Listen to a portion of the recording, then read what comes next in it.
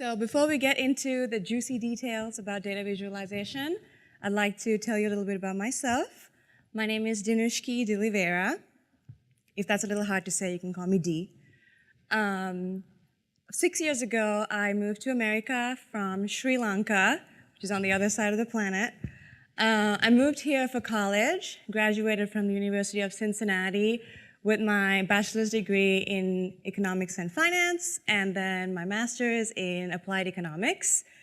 So during my time at grad school, I took a data visualization class. And by this time, being an econ student, I was already in love with data. Finding data, collecting data, exploring data, everything about it. But taking this class really helped me fall in love with making data more informative, making it more insightful, and definitely making it more beautiful. So somehow after I graduated from UC, my lucky stars aligned, I think, and I now work as a BI analyst for the very same professor that taught that data visualization class in grad school, Mr. Jeff Schaefer. So now at work, every day I use Tableau to make data more insightful, informative, and beautiful. So last year, I was at this very conference, and I took part in the data visualization competition, which I hope you guys already looked at, the one that's happening out there today, and I hope you voted for your favorite viz. But yeah, that was me last year, and I actually won with this viz. So this viz talks about the labor force that works for the city of Cincinnati and focusing on women specifically. So we'll see this again. I will be using it as a case study throughout my talk today. So let's get into it. What is Tableau? Tableau is a data visualization software that helps you present your data visually and analyze it very quickly. I like to think of Tableau as a tool that helps you bring life to your data. So this is by no means an advertisement for Tableau or anything like that. So I'm not going to rattle off all the wonderful things it can do and then tell you to go home and buy it. But I am going to tell you a couple of things that I really do like about Tableau. So the first thing that I like about Tableau is that it gives you the ability to create powerful visualizations. And when I say powerful visualizations, I don't just mean in a business sense. I mean, sure, it does help you in a business sense. You know, you create these business dashboards, and they help you make important business decisions. But I also mean powerful visualizations when it comes to creating something to make people aware, creating awareness about whatever the topic is, helps educate people and also inspire. So Tableau gives you that platform to be creative and make your masterpiece. Second reason why I like Tableau so much is because it has the ability to connect to any type, well, most types of data connections. Whether it is a SQL database or a good old Excel sheet or even cloud services like Amazon Redshift, for example. So that'll never come in between you and your visualization. You're never going to, well, most of the time, you're not going to have to bring your data into one medium and then transfer it to something else and then connect it to Tableau. Most of the time, you're going to be able to have an instant connection to your data sources. So that's really handy. Third reason that I like Tableau so much, and this is probably my favorite, is the amount of resources that are out there. There are books, there are forums, there are so many blogs, and there's a giant network on Twitter. If you guys are still trying to get into Tableau, I highly recommend getting a Twitter account and following all the Tableau gurus on Twitter because it's pretty mind-blowing what they put out there. I should probably not be saying this out loud with my coworkers and my boss in the room, but one of my favorite things to do in the morning before I even open work emails is get on Twitter. I know how that sounds, but I get on Twitter and I open all these, I look at all these new Tableau posts that the Tableau community is posting, all the cool new vizzes, and I love to download them because you're able to download them. If it's a public viz, you're able to download them, you're able to dig into how these people have made these vizzes and learn from new techniques and just learn how people are doing things in a different way from you are. So those are just a couple of reasons why I like it. So I will show you what my Twitter feed looks like. I think these screenshots were taken maybe a week ago. So here's Zach telling us how to embed web pages. Here is Ken Flerledge's Pi Day chart. Here's Jeff Schaefer's viz looking at the aging buildings in Cincinnati. Here's a Workout Wednesday challenge. Here is some business dashboards from the Iron Quest. Here's InnerWorks showing you to do some distance calculations. Here's Kent talking about how to join spatial files. Here's Alan Walker doing some cool things on mapping, focusing on a data set that talks about a deadly disease in Africa. Here's Kevin Flerledge and Lindsay's viz on the survival of cheetahs. Here's Jennifer's viz on Dr. Zeus, and she posted this on his birthday. And here's Simon, who literally created a swimming pool on Tableau. So there's some really, really amazing stuff out there. So I definitely recommend checking those out. So now we have this awesome tool to do our visualizations on, but anything good can be used poorly. So that's what I want to kind of focus on today, how to create an effective dashboard. So even before creating a dashboard, there are 3 key factors that I want you to think about: the who, the what, and the how. Now, these are very general 3 points that people tell you to think about before you're making a speech or before you're making a presentation.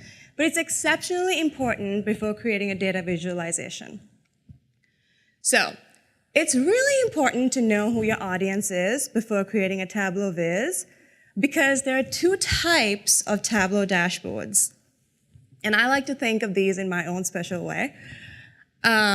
So the first type of dashboard is one that I like to compare to more of a party setting, where it's loud, there's a lot of people, there's so much going on at the same time, there's so much color, it's exciting, it's fun, and you have to kind of take a minute to understand what's happening. That's what everyone's parties are like, right? Just kidding.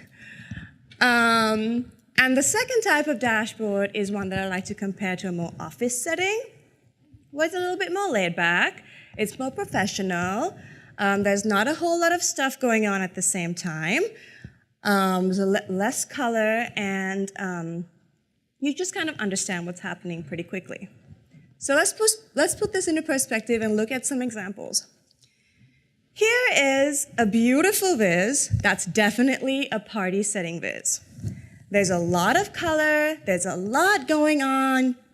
You definitely have to take a step back and explore and figure out what's happening. I absolutely love these party setting dashboards because they take a lot of skill. So these are definitely the ones that I download and really dig into seeing how they created it. Here is a more office setting dashboard. It's a little bit more professional, it's calmer, there's not a whole lot of color, and when there is color, it actually means something very specific, and it doesn't take a whole lot of time to understand what's happening here.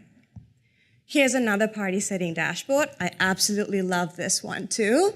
I do admit there's not a whole lot of color going on here, but there's a lot happening, and you definitely have to take some time to understand what's going on here. So yeah, this is another office setting dashboard, very professional, not a whole lot going on. You understand what's happening quickly, and not a whole lot of use of color. So it's really important to know these two types of dashboards and what audience go with it. So this is a dashboard that you want to show if you want to show off your work. You want to show Tableau public what you can do. You want to post it on Twitter, maybe even a quiz competition. This is the type of dashboard you use for an event like that.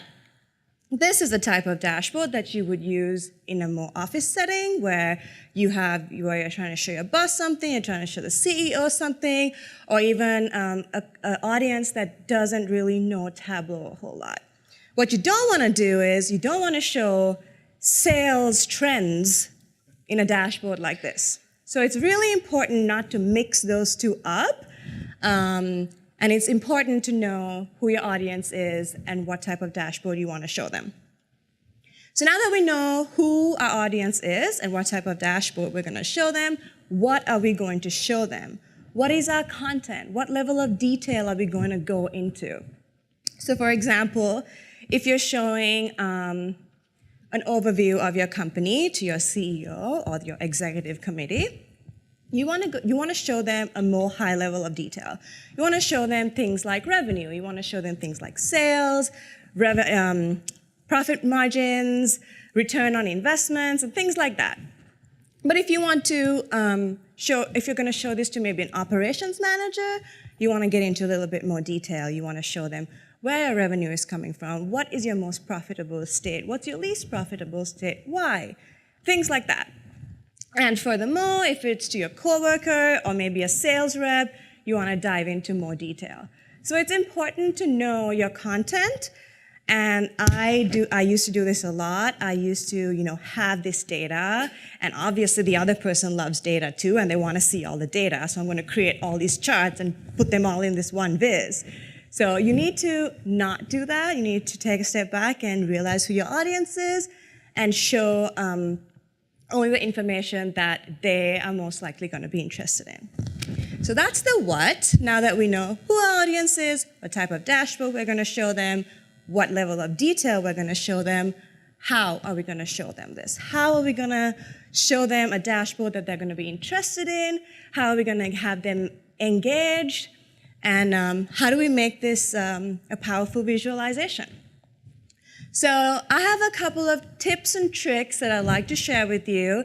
These are things that I think about when I'm creating a dashboard every day. And obviously there's probably a ton more, but I don't have time to talk about them all. But these are just some things that I kind of have at the back of my mind when I'm creating a dashboard. So super trick number one is take the most important piece of information in your data and make that the most important thing on your dashboard. You can use bold, you can use underline, whatever it is that your audience, if they're supposed to take one thing from your dashboard, that should be it. So I have used this method that I'm going to show you in a little bit, and I use it all the time, and it really helps me enhance my dashboard when I'm showing it to a higher up in the company. Bands, big ass numbers. Now feel free to call them big amplified numbers, big angry numbers, big annotated numbers, whatever you want to help you remember them, for you to remember bands. So bands is a great way to take that important piece of information and make that the most important thing on your dashboard. So let's take a look at this dashboard. This is the protein company that is fake, and me and my imaginary coworkers look at this dashboard every day. But this is more of an overview of what's happening in this protein company. So if I walk in, the first thing that I want to see when I open up a dashboard like this is what are my profits, what are my sales, what's my profit ratio, well, how are we doing today? So I've got those three up there, and I'm putting them in a band and really kind of attracting my audience's attention to that first, because that is what I want them to see immediately. So when you're using bands, you do need to be careful to not put anything on that dashboard that will distract your audience from that point. So don't do this. Because now, every one of you is staring at that giant protein bottle. The whole point of putting those bands up there, nothing. There's no reason to put them there because no one's looking at it anymore. We're all staring at this bottle.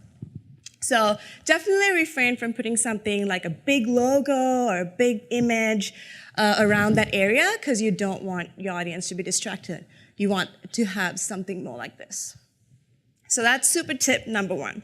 Super tip number 2 is now that we have this important information and our audience has all seen it, how do we kind of get the rest of it going? Prioritizing chart layouts. So you want to be able to keep your audience engaged and interested, and laying out your charts correctly can really help. So if I had to kind of map this out, and if this was your dashboard canvas, here's where I would put the title. Here's where I would put my bands, but I would really consider putting my bands here as well, because that left top corner is prime real estate. Why do I say that? Because the human eye, we typically read English from left to right, and the human eye attention is dragged to that spot very commonly, and they've done eye tests and all this stuff to prove that point. So if I had an important chart, that's where I would put it. I would go on like this until I have my least important chart on the left bottom.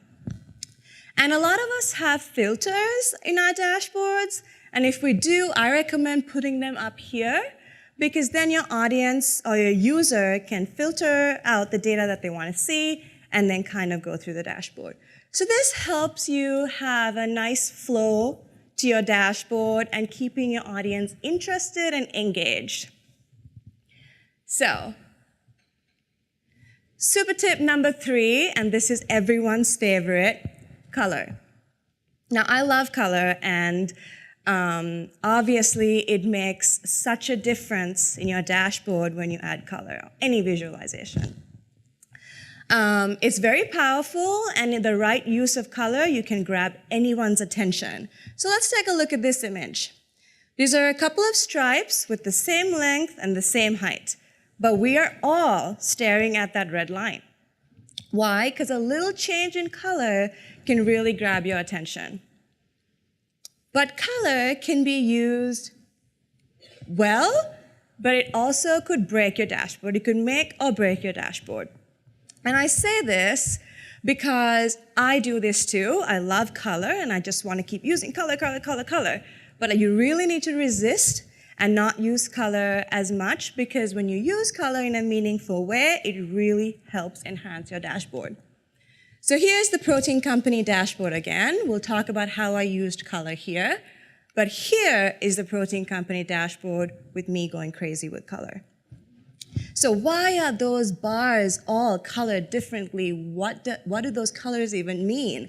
Coming down here to profit and sales by distributors, all of them have different colors. It doesn't make sense. And why are all these states colored differently? It's really meaningless. So definitely refrain from doing this in your dashboard. It can be very overwhelming to a point where it's not even pretty anymore. So this dashboard is using color in a meaningful way. For example, profit and sales are in blue and gray. Coming down to this chart, I don't even have to tell you what profit and sales are, because I've already established in the 2 charts on top. Coming down to profit by category, it's showing the trend of profit. And as soon as it kind of dips down to under the 0 line or a target, maybe, it's kind of turning into like a orangey red, alerting you that something's wrong. Go check it out. Why are we under the target, or why are we under the 0 line? And I've done the same thing here. I've used a diverging color palette going from blue to orange, pink. And the more blue the state is, the better your profit ratio is. And when it starts getting into like the orangey pink, you know it's alerting you and telling you to dig in, check it out, see what's going on there, because it's not doing as well as the others. So that's how I've used color here. So it's important, again, I will stress that it's important to use color in a meaningful way because it can make your dashboard so much more powerful. All right. Fourth super tip, declutter. Now that we've got our beautiful dashboard down, we're using color meaningfully, and everything looks great, we need to always remember to kind of take a step back, look at our dashboard, and take out all the little unnecessary things that are in there, because there always will be some. So let's take a look at this example. I actually use these 3 charts, cleaned version of these charts, in my Women of the City viz that we'll talk about soon. The first chart is showing how much the labor force is making, the labor force of the city of Cincinnati by female and male. Now that chart just looks so junky. There is no meaning to it. It's got all these little bubbles cluttered on top of each other, and you really can't see what's going on. So I've kind of made it a little bit better in this chart. This is showing part-time workers and how much they're making. I've jittered those bubbles.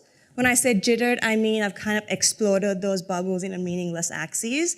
So that average random there doesn't really make sense. So why is it even in there? So I made it a little bit cleaner in this chart that shows how much firefighters make. And I've added color to differentiate female from male. But there's still so much that could be taken out of even this chart. So let's take a look at how we can declutter. Yeah, boo, we don't like this. So here's that first chart showing how much the labor force that works for the city of Cincinnati makes. And this is us jittering it, exploding it on a meaningless axis. So those axes, those headers don't make sense. Let's take off the numbers.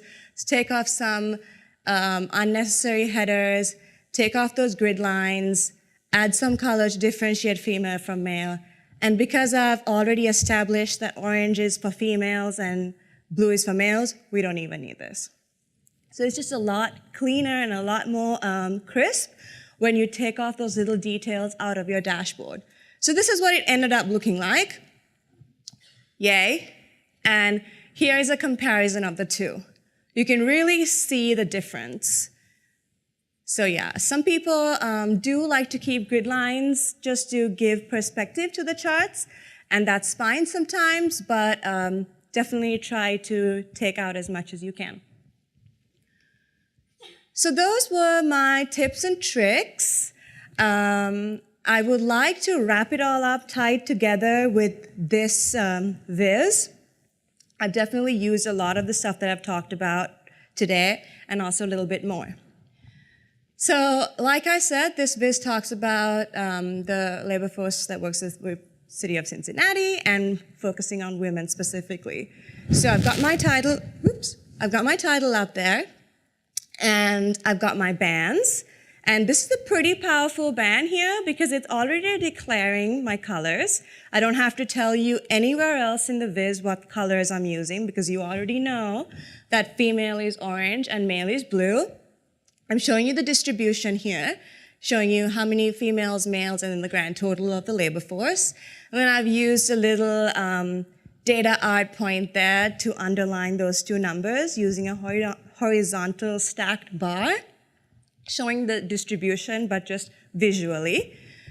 And then going down to these three charts, to introduce these three charts, I'm using a question, and I do this pretty often in my business dashboards too.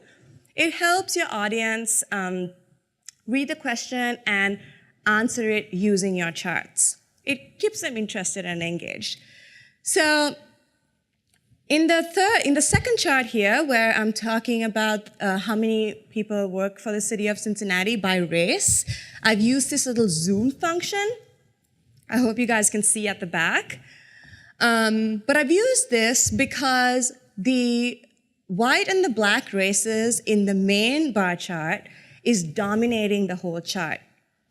So the rest of the races, you can't really see that distribution. So it's handy to create another bar chart. And what I've done here is I've just removed the two dominating races. So now I can see the distribution of the other races. And this parentheses is just, I created it on a PowerPoint and brought it in as an image and kind of lined it up with the labels. So that's a handy tip when you have dominating charts or dominating bars on your charts. Going down to the rest of the dashboard is focused on salary. So to introduce that, I've used some bands, some big-ass numbers, and I've shown the distribution of average salary here by female, male, and the total. And I've also used a couple of histograms below that to show the distribution in bins of 10. Now, this was an interesting histogram for a lot of people because a lot of people pointed out this tall bar in the beginning of the histogram here that shows the salary of women. And they're like, oh, it's a shame that the women are not making that much money and the bar is so tall. When it's a low-income bin. But that's not true, actually. That bar shows a lot of the part-time workers. So it shows that there are a lot of women part-time workers, which is amazing because they're probably doing 20 other things at the same time. So that was really interesting. A lot of people liked that. And then I've got these three charts. These are the ones that I showed you guys before. Another little data art tip here is I told you that the y-axis was meaningless. So I've taken that opportunity to put something in there. And I've created a stacked bar showing the distribution of each category and kind of made that my y-axis. Coming down to this last chart, I have a diverging bar chart. And here I've used annotations to enhance this chart. Because if you look at it, all of these charts, the blue is on top of the orange, meaning that the men are making more than the women. But there are two management positions and legal counsel where the women are actually making more than the men. So I want to show off this. So I used annotations to point that out. And annotations are really powerful when you're creating a viz. You definitely want to point out those interesting things. For example, if you have, a profit line showing the trend of your profit over time, you should definitely try to annotate if you have like a spike and talk about why there's a spike or why there is a lower end to your bar chart or whatever it is. So definitely try to point out those interesting points using annotations. It really helps keep your audience engaged, and it really makes your visualization that much more interesting. So that's just a little bit about Tableau and data visualization on Tableau and a couple of tips and tricks that I use daily. If you guys have any questions, I am happy to answer them. Yeah, I hope you guys all learned something today, and definitely go out there and practice and post vizzes, look at what other people are doing. It really helps you get better, and like they say, practice makes you perfect. I totally, wholeheartedly agree with it. And if you have any more questions, please feel free to reach out to me. Thank you.